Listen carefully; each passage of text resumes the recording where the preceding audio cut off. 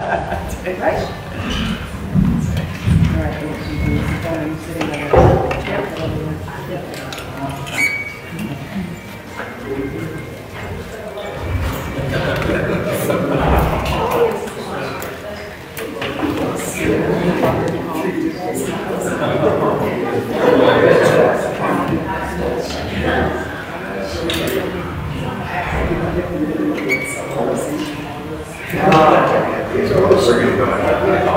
I'm balanced.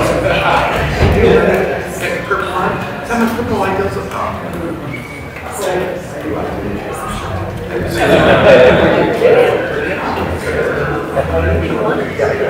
Oh, right. We're getting that.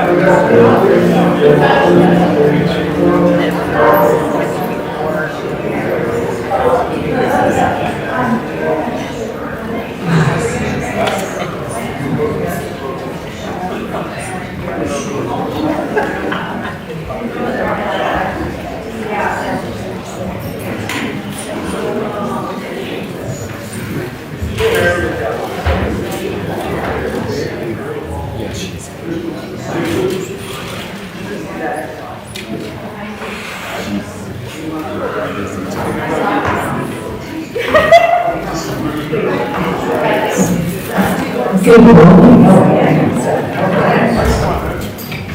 Good morning, Althea. Good morning. And I know folks are still coming in and sitting down, which, well, first let me say, my name is Jenny Castleberry, and I am your MC today, which is Mistress of Ceremonies.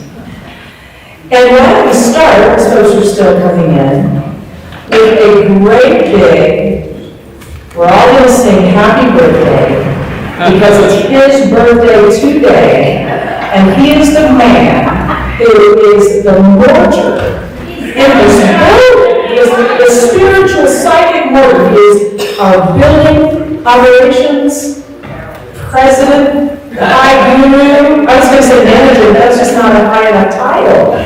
And he is our music song leader every Sunday. And you said that we were going to sing. He was very sad. Yes, yeah, he hates singing. I rolled my eyes. He rolls his eyes. Well, then you're not going to sing happy birthday. So let's start with a rousing for Daryl.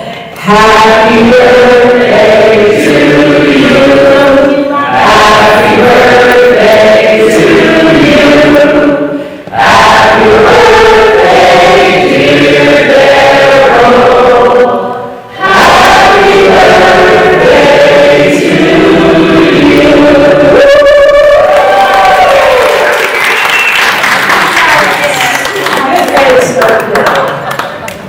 All right. So welcome. I'm going to do a quick reminder to say please turn off or silence your cell phone right now, if you would. We would appreciate it.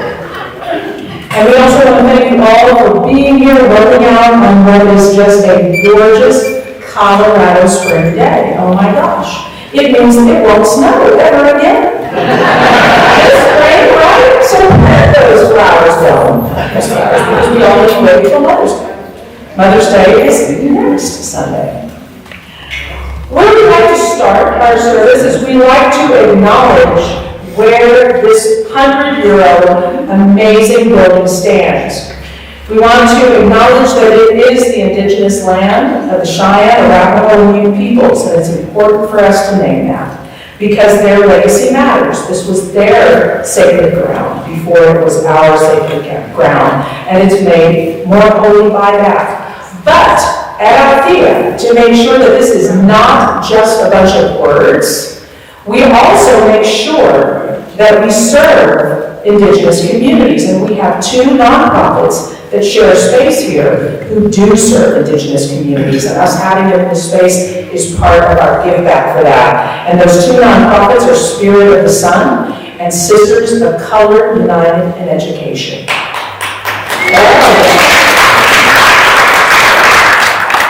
And the work that they do directly impacts and serves those communities. They're here every day. We also like to do what's called an affirmation of diversity, because we affirm that we are moving in a direction of diversity because we have not always been there traditionally. And it's important to say that is absolutely what we are moving toward, and we need your help with that. We want to grow in the diversity of race, gender, orientation, age, ethnicity, background, and physical ability, because this space hasn't always welcomed all of those folks, and we want it to welcome all of those folks. We are evolving in this consciousness. We are moving beyond our differences and dichotomies to embrace oneness, unity, and community. We are aware of past and present biases and atrocities, and we are committed to being an open and safe place for seekers to further their journey on the spiritual path toward awakening the spirit of oneness in all.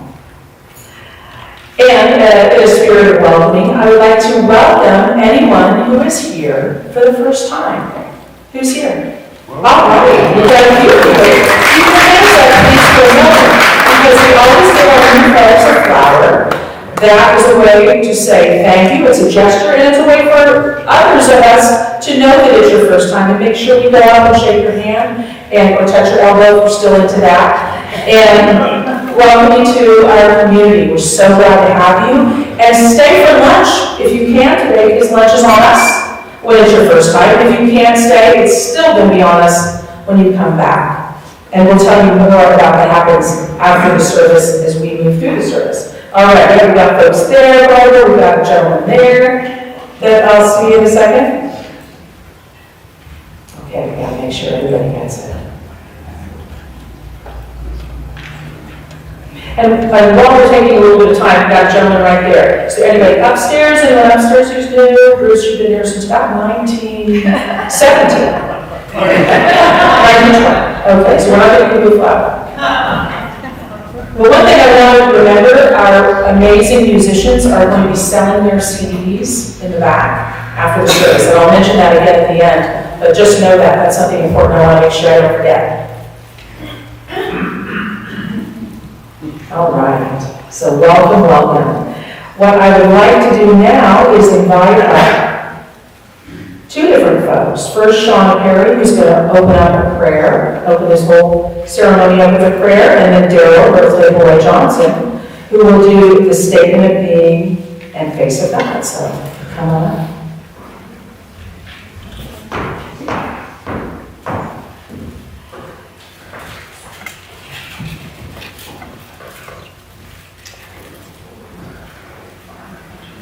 Good morning, everyone.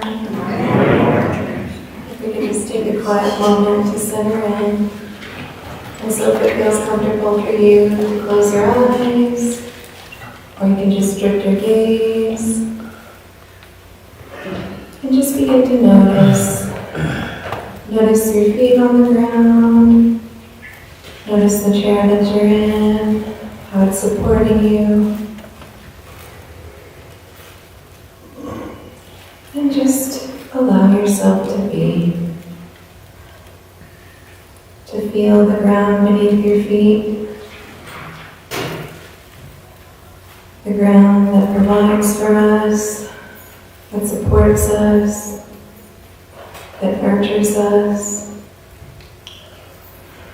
And breathe into this grounded space. Allow yourself to feel the energy of the sacred space we're in.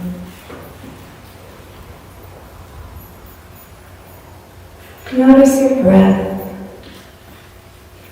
As you breathe in, allow expansion. As you breathe out, allow yourself to soften. And now bring your attention to the mind. If there's any busyness or chatter here, just allow yourself to let it go. If it helps to imagine drifting it away, clearing the mind space so that we can move in deeper to our heart space.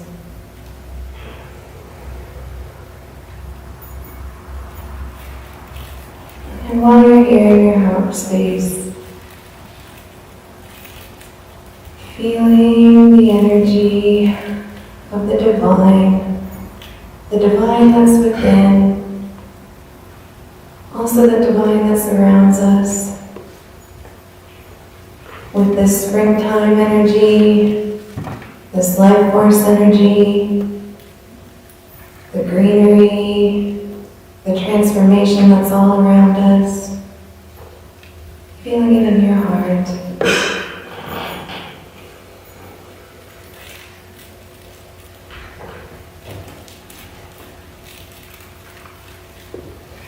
And continuing to breathe into the heart space, expansion and openness, to allow ourselves to receive the powerful and alchemizing message that will be here before us today.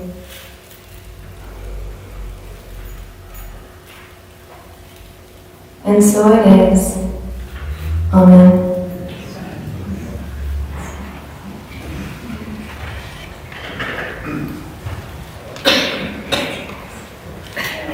Good morning. Please stand as you're able and join me in Althea's statement of being, followed by the face of God. God is all, both visible and invisible. One presence, one mind, one power is all. This one is all, perfect life, perfect love, and perfect substance. We are individualized expressions of God, and are every one of this perfect life, perfect love, and perfect substance.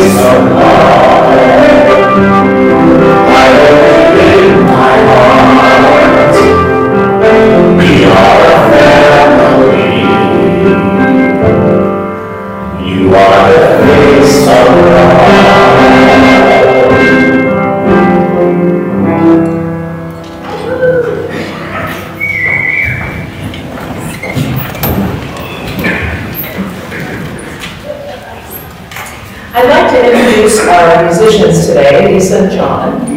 Lisa Lestander and John Souza play traditional folk music from Scandinavia and Ireland.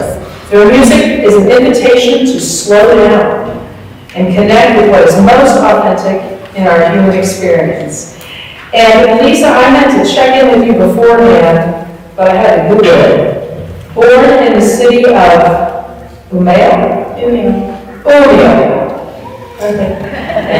Well, imperfectly perfect. In northern Sweden, Lisa is a singer and composer of Swedish traditional folk music. She is a graduate of the Royal Academy of Music in Stockholm and a founding member of the a cappella folk quartet Kraja, one of the most successful and influential Swedish folk music bands on the international music scene of the past 2 decades.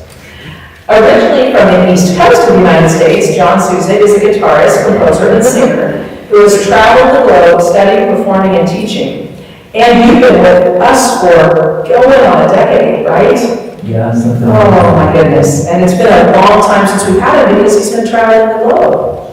He has a master's degree in Irish traditional music performance from the University of Limerick, Ireland. How cool is that? Oh, and has performed for nearly 2 decades with the acclaimed Irish folk duo, Adam and John. So please help me welcome Lisa and John.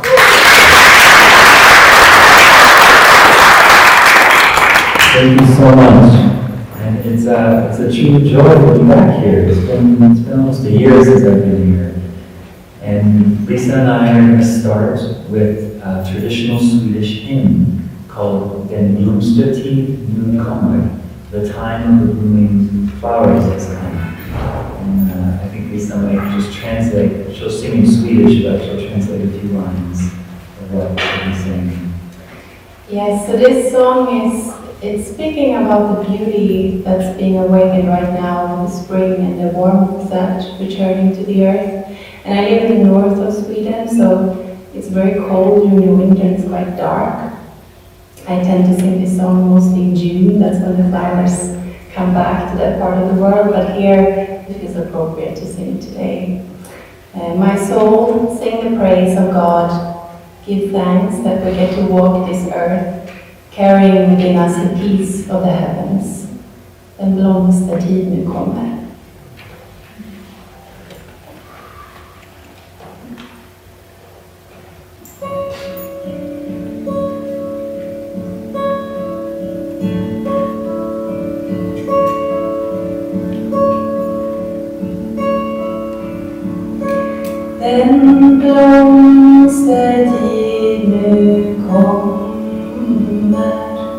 med lust och färgningsbord. Du nalkas ljuva somnar, då gräs och gröda gror. Med blid och livlig värma till allt som varit dött. Se solen strålar närma och allt blir återfört.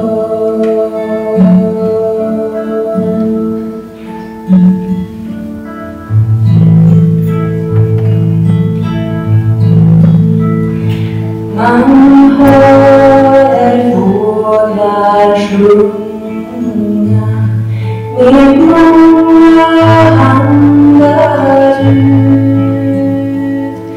Skall icke tår tunga låt säga Herren Gud.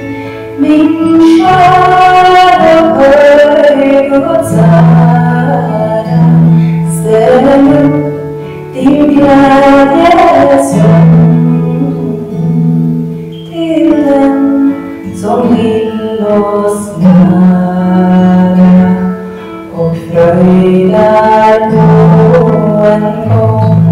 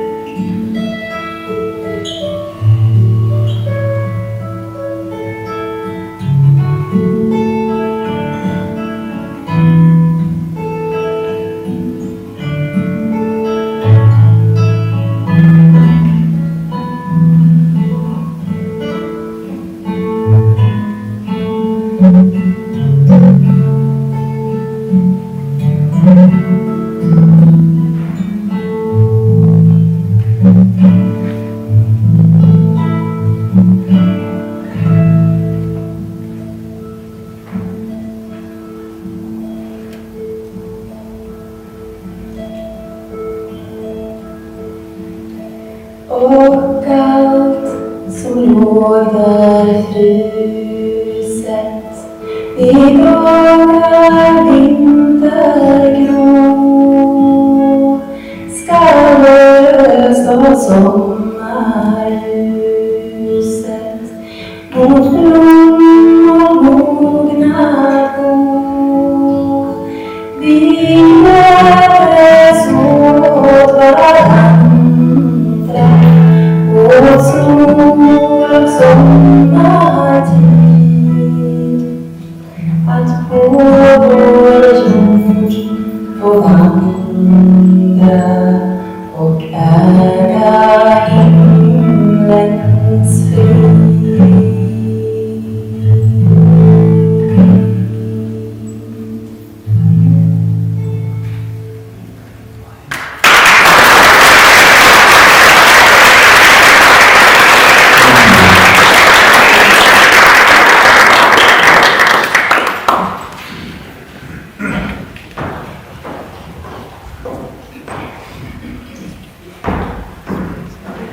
Don't worry, we'll be back. Right after our amazing speaker and spiritual candidate. We are happy to have one of the candidates, as I just mentioned, for the spiritual leader position at Althea, who will be delivering the message today. The Reverend Elzia Sekou is the senior minister at the Center for Spiritual Living in Denver and a current member of CSL Ministerial Council. Professionally, as in day job, the Reverend Elzia serves as the lead application engineer at LTCI Partners, focusing on IT strategy, process improvements, and system transformation. Additionally, Reverend Elzia serves on NFP's Diversity, Equity, Inclusion, and Belonging Advisory Board as the co-leader of the Black Professionals Business Resource Group. He is a former college professor, past chair of Cultural Diversity and Human Relations Commission for the City of Lakewood, Colorado, and a special focus young adult minister at Mile High Church, and is a former Islamic imam. He is an avid student of ancient wisdoms, focusing on ancient Egypt or Kemet, Islam, and the Tao. So please help me welcome, with his message, The Alchemy of Life, the Reverend Althea Sekou.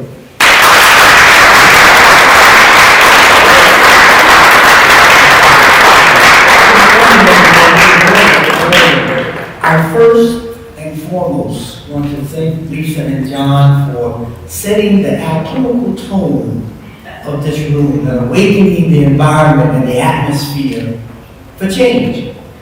That was so beautiful, and I can't wait to hear what's next. So good morning again to everyone. I'm so glad that I'm here, and I'm so glad that you're here as we embark on this journey this morning on understanding the alchemy of life. Now, the historical roots of alchemy, as some of you may know, go all the way back to ancient Egypt. And there was a god called Thoth, which got translated by the Greeks to Hermes, which got translated by the Romans to Mercury. And in each one of those cases, these gods, these divine individuals, represented the messenger of the divine.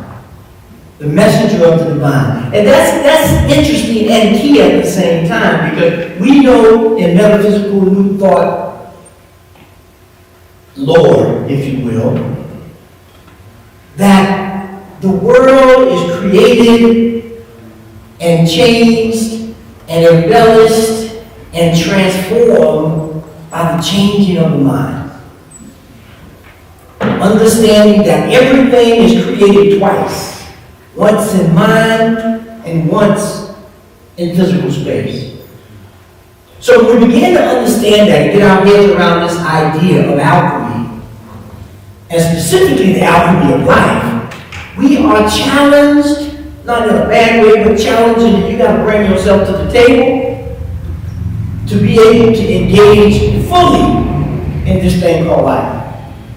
Now, in modern times, a lot of us may have this image of alchemy as a robed person in a dark, dimly lit room with some, I don't know what they call it, the beakers and Bunsen burners and all kinds of things going on, seeking to turn lead into gold.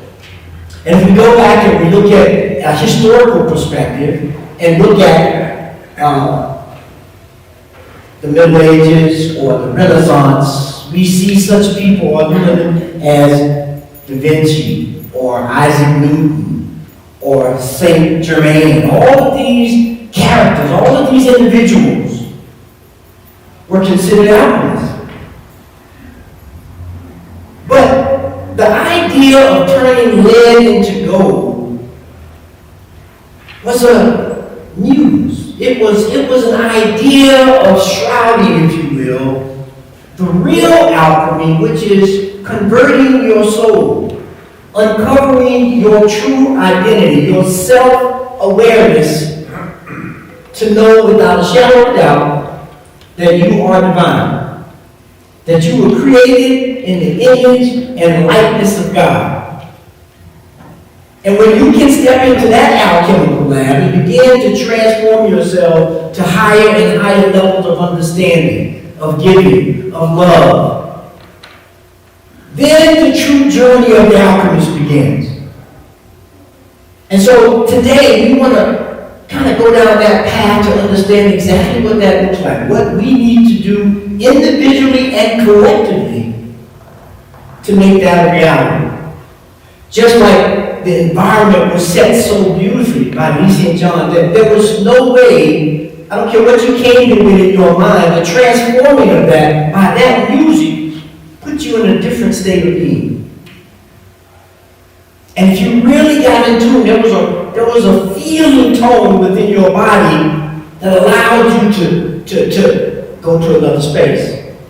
To go to another space. So the idea of the alchemy of life, the idea of alchemy at its very beginning was to transform our lives. Now, one thing about alchemy, if any of you studied it, it's been in all genres of TV and books and movies, and we got the book The Alchemist, which I'm waiting for it to come out in a movie. It's been canceled by I don't know how many times, and I don't know why. They need to get that out because it's such a great story. Then there's, of course, Harry Potter and the Philosopher's Stone and all of the different challenges and growth period that he goes through to become himself and to accept his magic, right? Because each one of us has a magic. Because we're uniquely defined, we're uniquely created with the spark of the divine. And so our challenge is to alchemically take it from a lower vibration to a higher vibration. And when we can do that, we can step forth boldly into life. There's a verse that some of you may know in the Bible, Romans 2:12, I think it is, that say, do not conform to the world, but be ye transformed by the renewing of your mind. How many times have you renewed yourself by your mind? How many times have you come home or talked to somebody and you were just, you were not in a good space. But you were able to transform yourself by the renewing of your mind. By realizing what you may have done that disrupted the space. Or something that someone else may have done that disrupted the space. But the key there was the transforming of your mind. There's a verse in the Quran that says in chapter Arad, the chapter for the thunder, that says God will never change the condition of a people until they change what is within themselves. So again, we see here in all cultures, there is this idea of change. Something that we have to embrace fully. Not halfway, not by lip service, but by, you have to put your whole self into the pool. As they say, to be baptized, sprinkling water is for baby. We're all adults in here. You got to get in the water to understand this transformative process.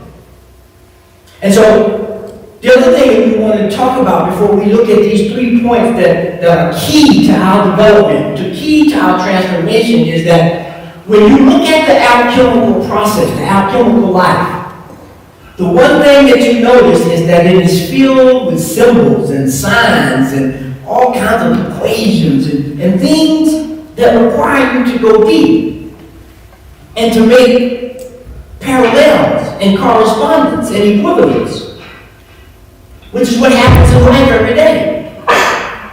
The idea of correspondence, to know the relationship between things. And so, one of those set of symbols, and they have many. That's why it's a lifelong pursuit.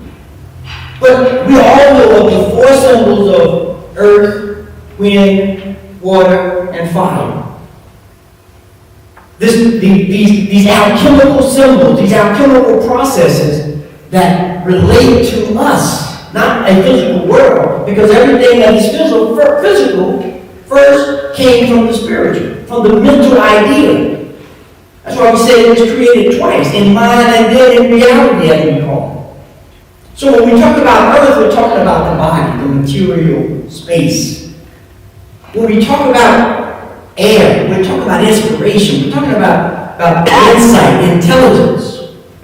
When we talk about water, we're talking about the emotional, feeling tone that we live in, that we work in, that we operate in. And when we talk about fire, we're talking about spirit. We're talking about the animating aspect of life.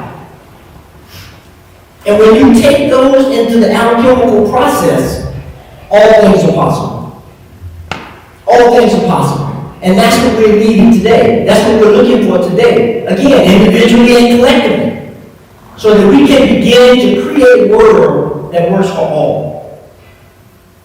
That means the earth, and the people on the earth, and the plants on the earth, and the animals on the earth. Because one thing alchemy teaches us is that there is a unity, there is a connection, there is a oneness of life that exists whether you know it or not, whether you want to believe it or not, whether you want to follow it or not.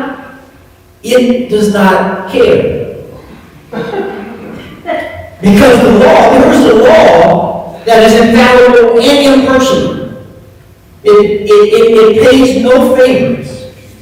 No one gets favoritism in gravity. If you jump off this building, you're coming down. No, I don't even have to look to determine if that's going to be the outcome. It's an infallible law, unless I supersede it with another law, the law of aerodynamics, let's say.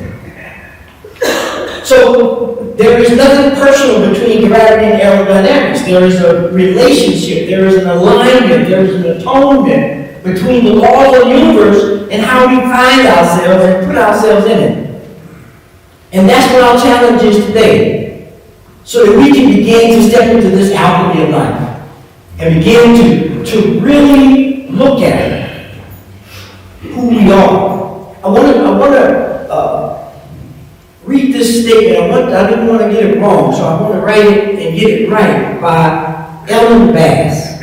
She's a poet and a linguist. She says this: there is a part of every living thing that wants to become itself. The tadpole into a frog. The chrysalis into a butterfly. And a damaged or undeveloped human being into a whole. That is what spirituality is. That is what alchemy is. It's to go through this transformative process to become what we were created to be. To shed all of our differences and our seemingly difference, all of our trauma, all of our heartaches, so that we can become who we were created to be. Now, some of you may know the story, as she made mention here, of the chrysalis and the butterfly and the caterpillar. That is a transformative alchemical process from a worm that's crawling on the earth that goes into a chrysalis, into a state of silent meditation, if you will. And in that process, every DNA molecule of that caterpillar dissolves and reconforms itself to become a butterfly. Perfect example of alchemy. Something that was clinging heavily to the earth can now fly in the air. Bringing together these opposites, showing this process of correspondence, of equivalence. And that's what we're being challenged with today, now more than ever. You know, there's the thing that there's rumors of wars and wars, but that's not what matters. What matters is you. What matters is me, and how we see these situations, and how we allow our minds to transform the environment, the situation, the connection between everything. And so, when we begin to do that, there's some characteristics of the alchemists that are always present. The first one is seeking balance. How are you doing on balance in your life? I'm going to be honest. I'm not working too good now on my balance. There's too much going on, and I have to balance myself. My wife did. I'm busy as me. But that has to be something that is recognized. That has to be something that you acknowledge so that you can transform it and get it in balance.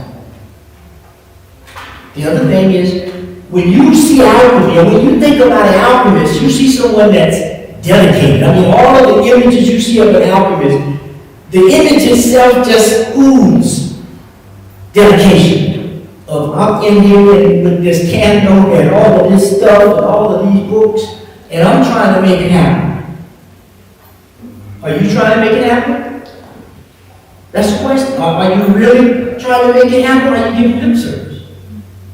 Because lip service is what has gotten us into the state we're in today. Now, more than ever, we need action. We need some transformative alchemical processes taking place so that we can transform this world.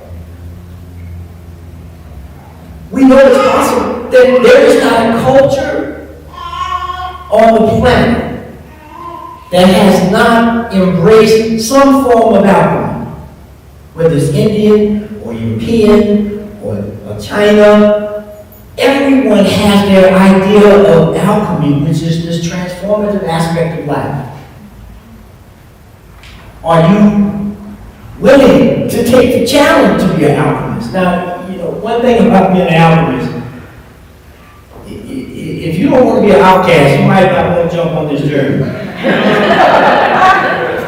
Because alchemists are sometimes outcasts.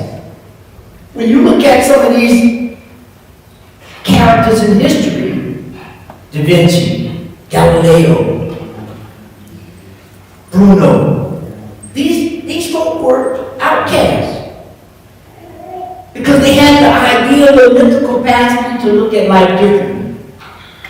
To be willing to submit to a dedication, to an understanding of the laws of the universe that allowed them to transform not only themselves, but their entire environment. And that's what we're here to do today, yesterday, and tomorrow. Are you willing to take the challenge? It's the real question.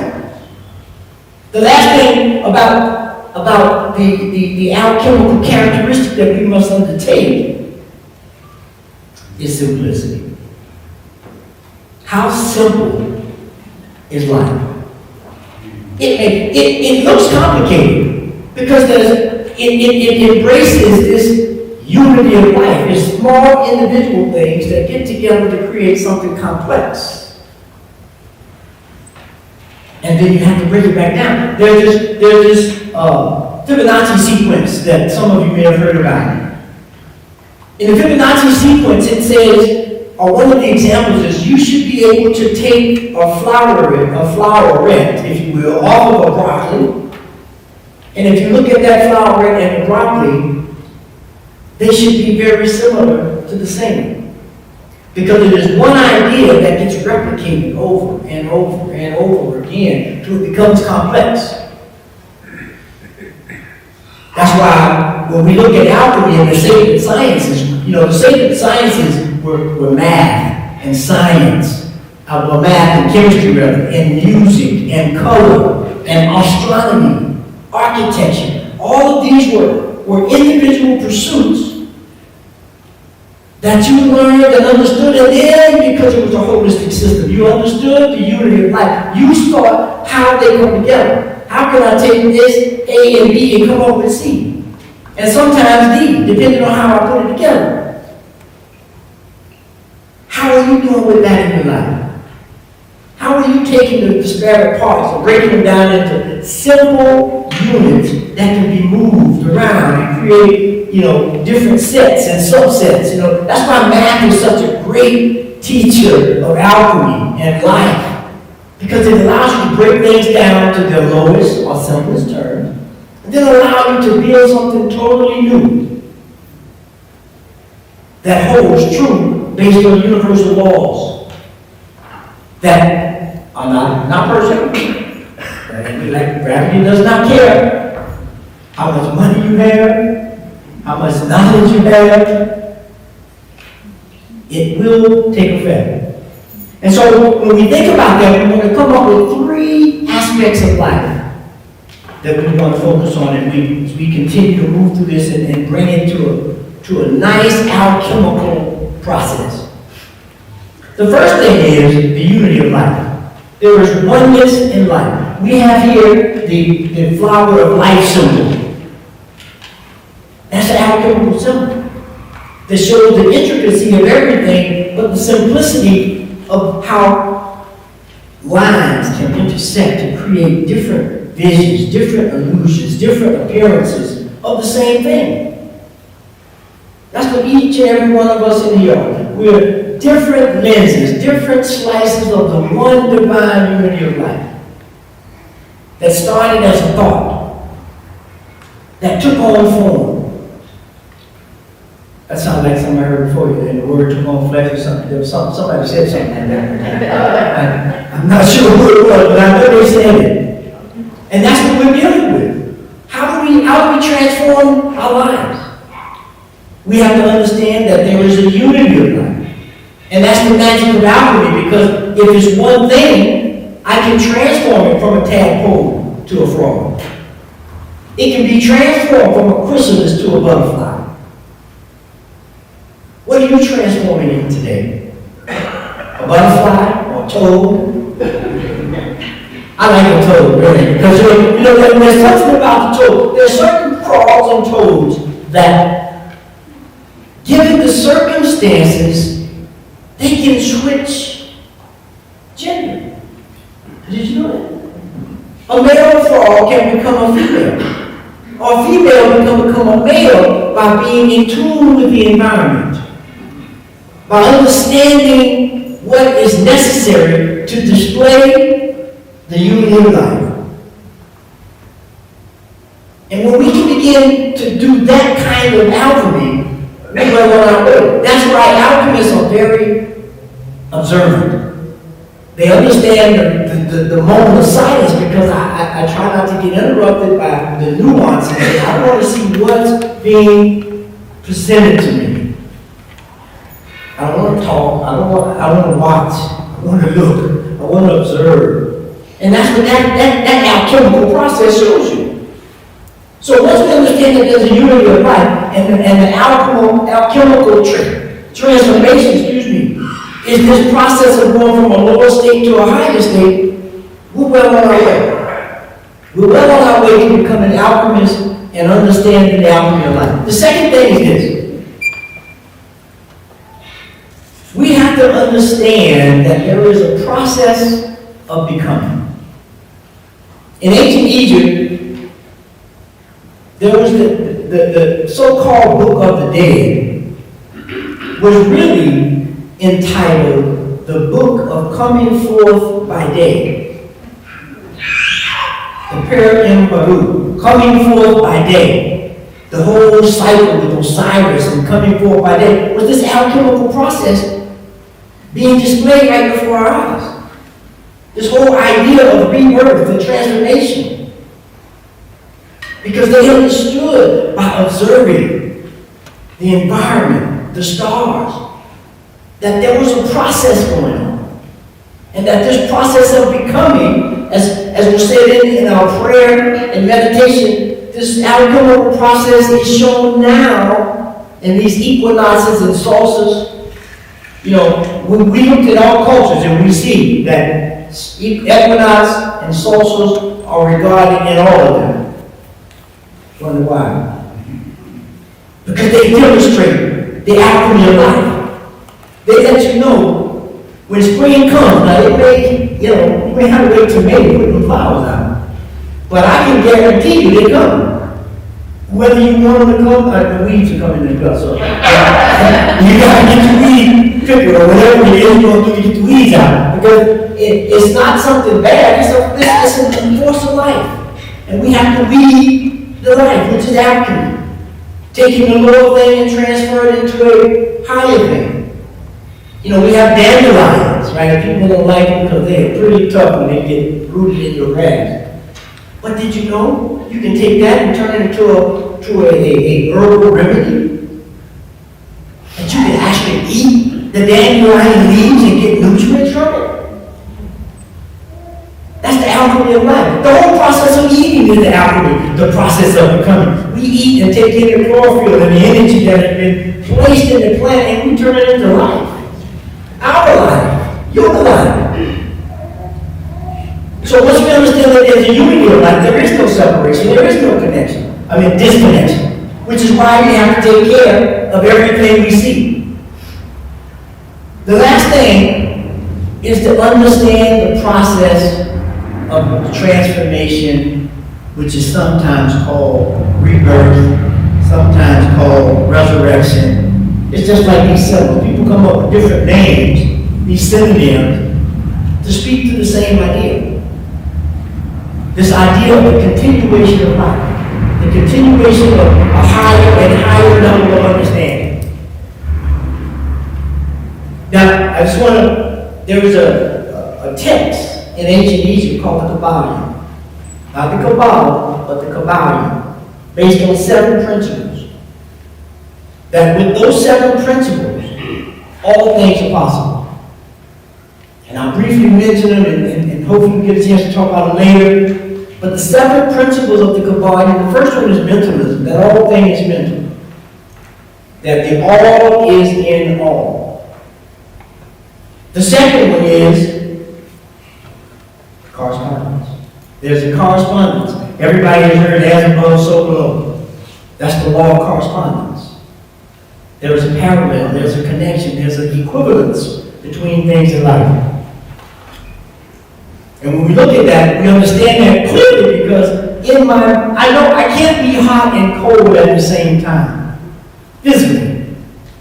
But in my mind, I can conceive of hot and cold and reconcile those opposites. So we begin to understand this whole idea of vibration, that there's a polarity that takes place in the universe, which creates this vibration, which allows us to step into a rhythm, which allows us to understand cause and effect, which chemically allows us to manifest, we call it gender, but it's really the reflection of opposites.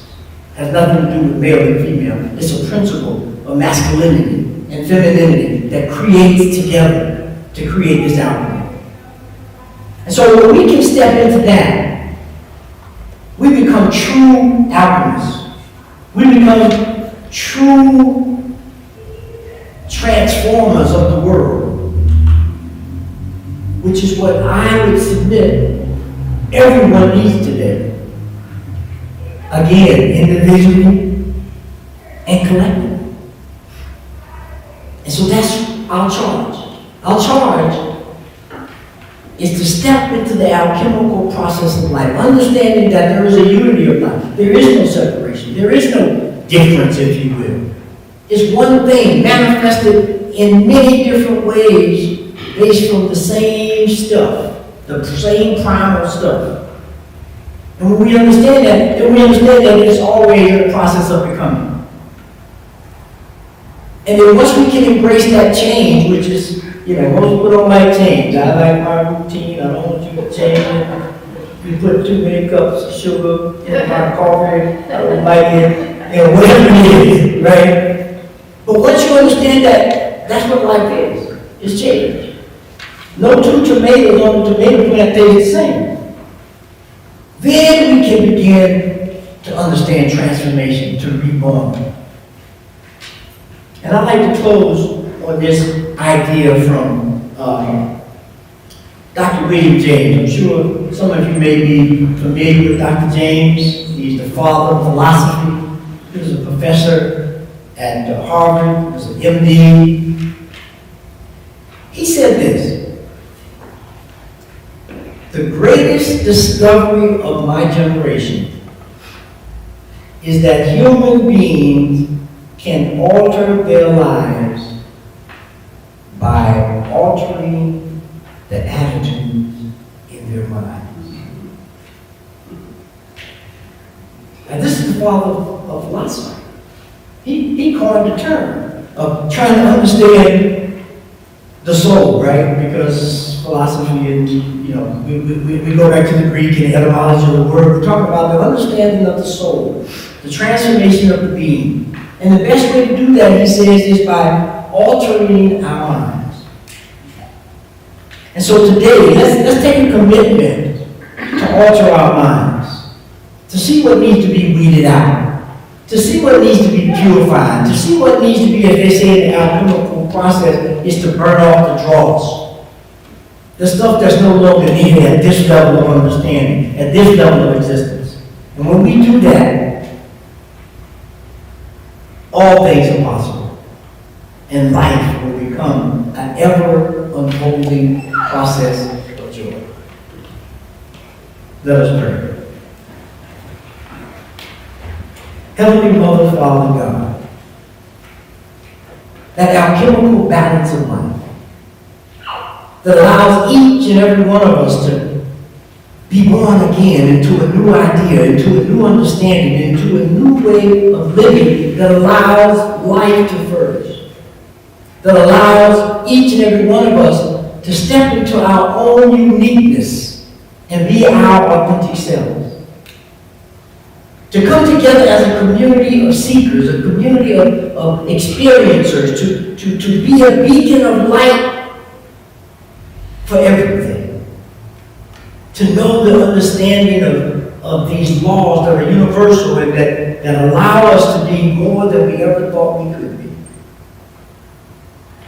And so we allow this process to wash over us, to take over us, to become us, so that we are the ones that we've been waiting for, emerging as the chrysalis turns into the butterfly.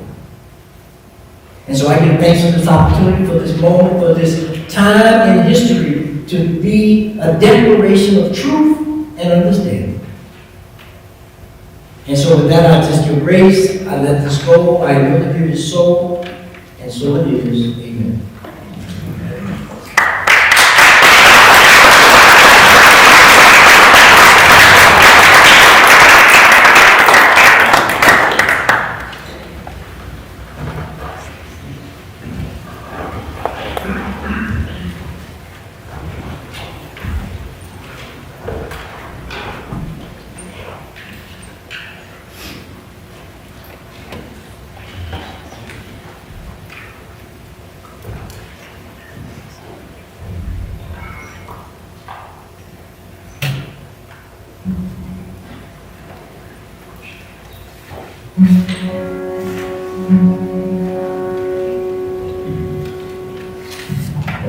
Thank you, Reverend Elzia, for such an inspirational and beautiful talk.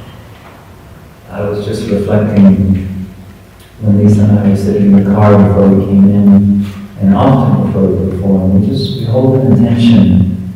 We don't know what effect this music will have on each of you, but there's a prayer. We just hold a prayer with it.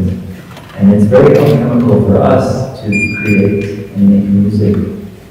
And so we would wish that for anyone who receives it. We're going to continue with one of my favorite Irish melodies. This is originally it was called The Maids of the Northern Shore. It was an Irish air, an air is a piece of music that doesn't have words to it. It's kind of rubato, without a strict timing. And at some point, the words from William Butler Yeats were put to it, and it became the song Down by the Sally Gardens. So we'll start with the air, just the melody, and then the song will come in and Lisa will sing. And we have a very special new instrument with us. It's called a shruti box. They're from India, and they're kind of used a lot with drumming and to chant over, but we'll provide a nice drumming for this piece.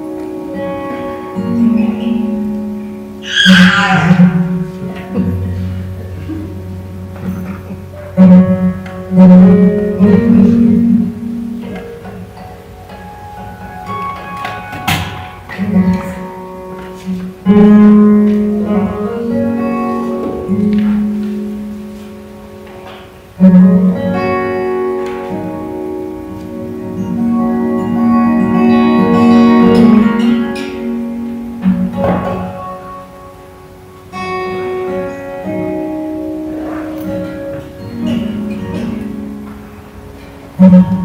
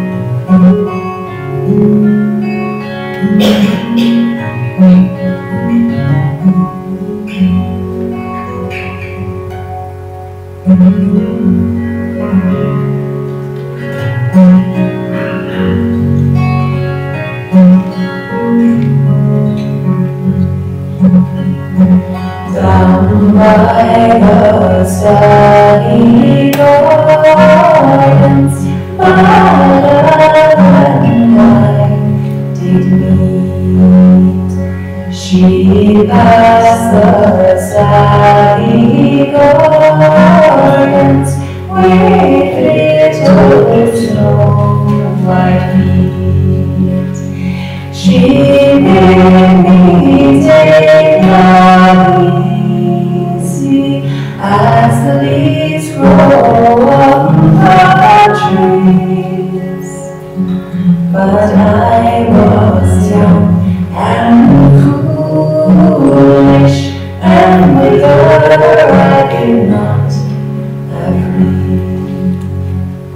But I was young and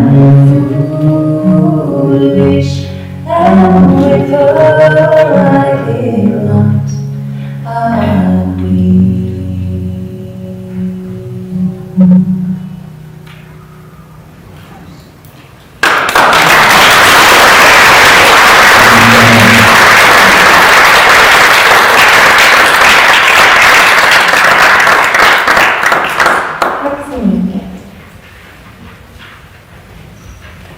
And as was mentioned earlier, we have some CDs with us.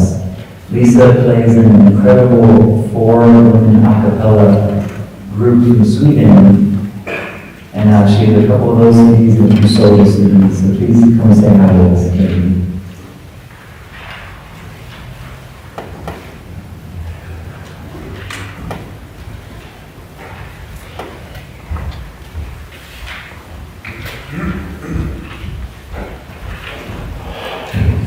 Thank you, John and Lisa, that was beautiful, thank you.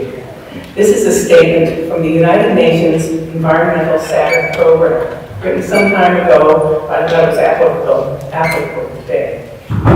We who have lost our sense and our senses, our touch, our smell, our vision of who we are, and we who frantically force and press all things without rest for the body or spirit, hurting our earth and injuring ourselves, we call a halt. We want to rest. We need to rest and allow the earth to rest. We need to reflect and to rediscover the mystery that lives in us. That is the ground of every unique expression of life, the source of the fascination that calls all things to communion. We declare a Sabbath, a space of quiet, for simply being and letting be, for recovering the great forgotten truths, for learning how to live again.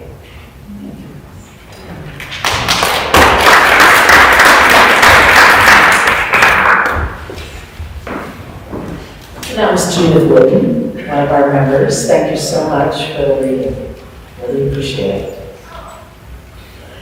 And now it is time to remember that all of this beauty and depth must be supported, not just by your presence, but by your financial support.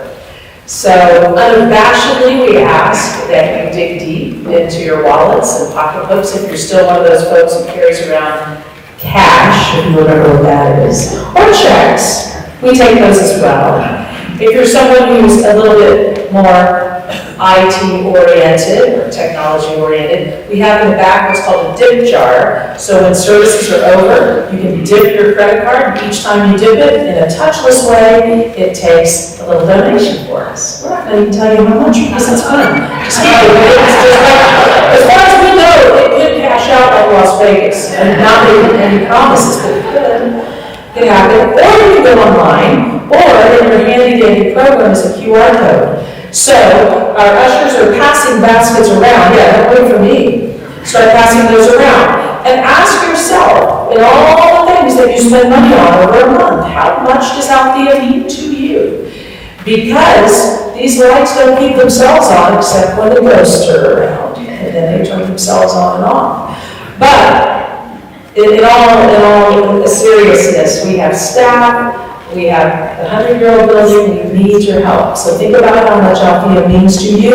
We also let the folks go online and sign up for the auto draft, which just comes out of your bank account or your credit card, no muss, no fuss. That is a great way to help us as well.